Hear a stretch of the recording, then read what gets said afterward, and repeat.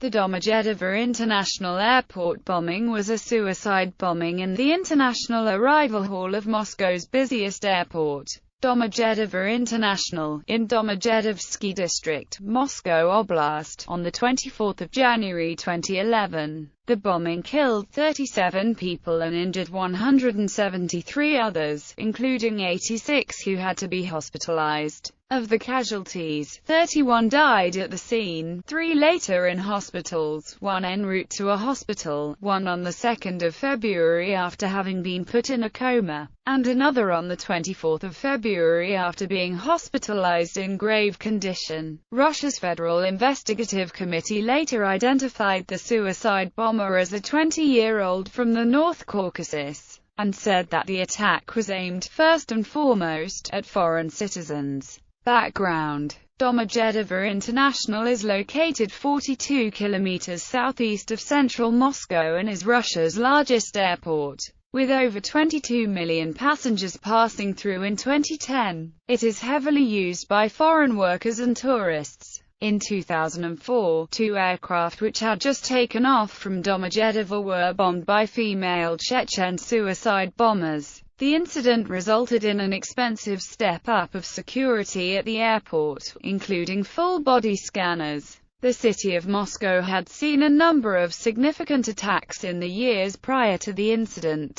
In 2004, 2 separate attacks on the Moscow metro, one by a male suicide bomber on 6 February and another by a female suicide bomber on 31 August, in 2006. 13 people were killed in a market bombing, and in March 2010, at least 40 people were killed in suicide bombings on the Moscow metro bombing. The explosion affected the baggage claim area of the airport's international arrivals hall. Some reports have suggested that the explosion was the work of a suicide bomber, with investigators saying the explosion was caused by an improvised device packed with shrapnel, pieces of chopped wire and the equivalent to between 2 and 5 kilograms of TNT. Russia's chief investigator has stated the explosion was the work of terrorists. Investigators found a male head and believed it might have been that of the suicide bomber. According to Russian newspaper accounts, the bombing was carried out by 2 suicide bombers, a man and a woman. Another 3 accomplices who had kept their distance from the blast were sought, but the source of the attack remained unclear. Security experts speculated that the attackers may have been Islamist militants from the North Caucasus, though this was not confirmed. The attack may have been an act of revenge for recent anti-militant operations, including the killing of Pakradin Gadjiev in Dagestan the previous Friday. Gadjiev was suspected of organizing suicide attacks in 2010. Victims: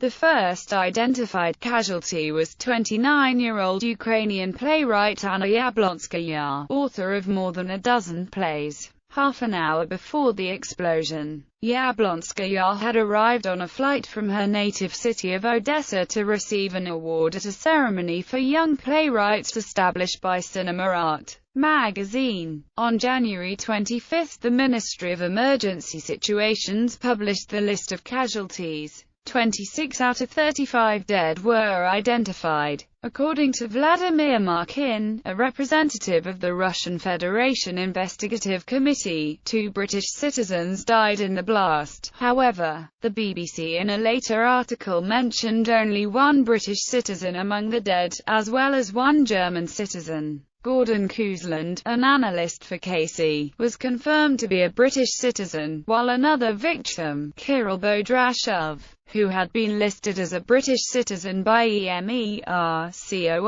was a Russian citizen who lived in London for several years. The Bulgarian Ministry of Foreign Affairs reported that a Bulgarian man was among the casualties. However, it was later clarified that the ethnic Bulgarian who had died in the blast actually had Austrian citizenship. According to the Slovak embassy in Moscow, Slovak actress Zuzana Fialova was injured in the blast. Aftermath: a number of flights originally bound for Domodedovo were redirected to Moscow's Vnukovo International Airport following the attack. Russian authorities directed all of the country's airports to immediately begin inspecting all visitors before allowing them to enter the airports. However, this practice was ruled illegal by an appellate court in June 2011. The express commuter trains that run from Domodedovo to the city were operating free of charge. The trains from other Moscow airports, where flights originally scheduled to land at Domodedovo were diverted to, were also running free of charge. At Domodedovo, the surge of emergency vehicles caused public transportation delays.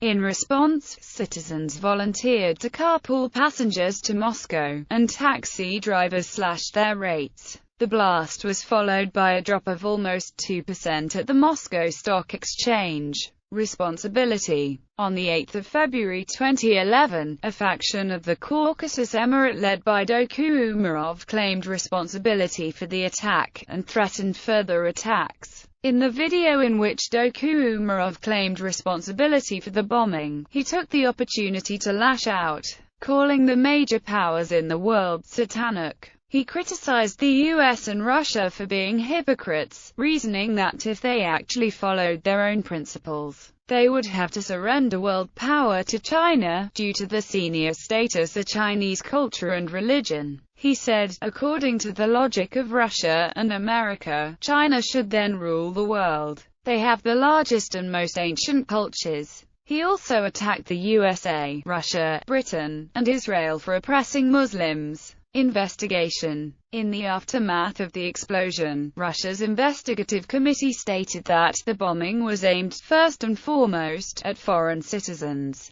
adding that it was by no means an accident that the act of terror was committed in the International Arrivals Hall. On 7 February 2011, Russian officials identified the suspected suicide bomber as 20-year-old Magomed Yevloyev, born in the village of Aliyurt, Ingushetia. Magomed Yevloyev's 16-year-old sister Fatima Yevloyeva and friend Umar Alshev were suspected of collaboration in the Domodedovo attack and detained. In February 2011, they were released a few months later, but remained under investigation for illegal possession of firearms. In September, Yevloyeva and Alshev were no longer considered suspects, and were cleared of all charges. In February and March 2011, Russian law enforcement agencies conducted special operations against members of the Caucasus Emirate in Ingushetia, during which they arrested several associates of Magomed Yevloyev, including Islam and Ilyas Yanduyev.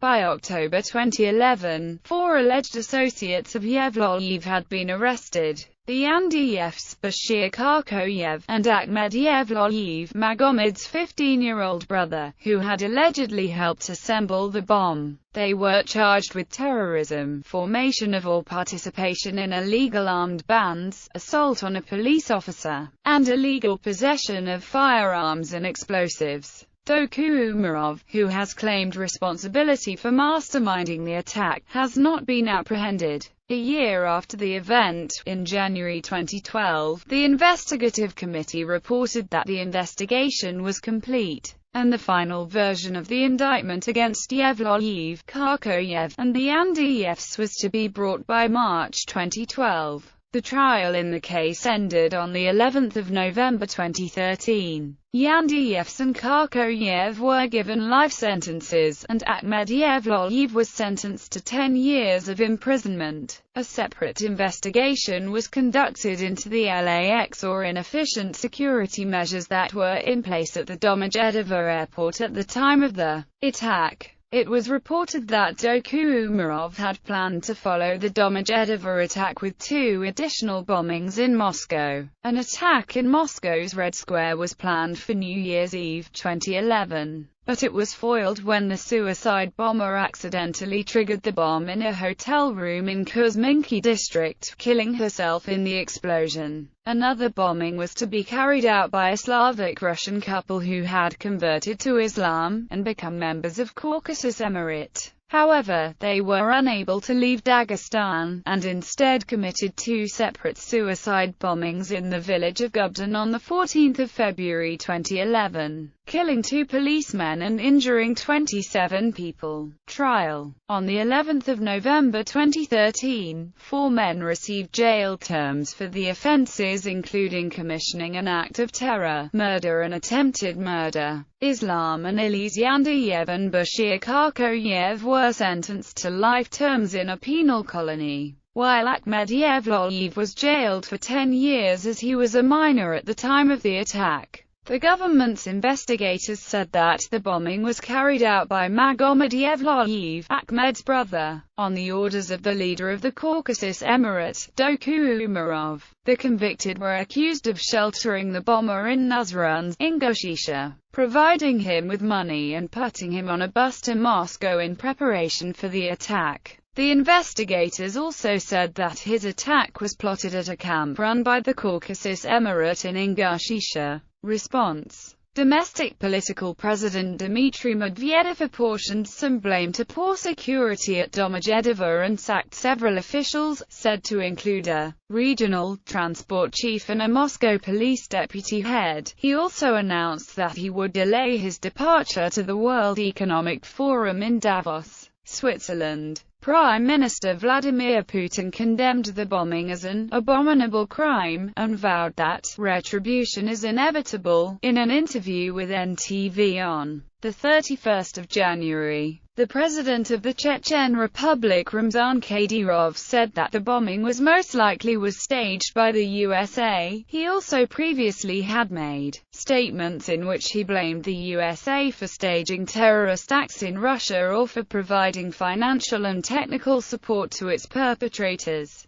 Senior Russian lawmakers Alexander Torshin and Vladimir Kolzanov blamed the government of Georgia and its Ossetian agents for the bombing, an allegation that was swiftly condemned by the Foreign Ministry of Georgia as if purposeful provocation. The Chechen Republic of Ichkeria, the former separatist government in exile, released a statement sending condolences to the victims, suggesting the attackers may have been desperate, traumatized and hopeless, and strongly condemning the bombing. A number of flights originally bound for Domodedovo were redirected to Moscow's Vnukovo International Airport following the attack. Russian authorities contacted all the Russian airports to immediately start inspecting all visitors before allowing them to enter the airport buildings. Volunteers drove their own private cars to the airport to help transport passengers into Moscow. The blast was followed by a drop of almost 2% at the Moscow Stock Exchange. Many world leaders have expressed their condolences to Russia following the attack. European Union President Herman Van Rompuy said that those responsible for the attack must be punished.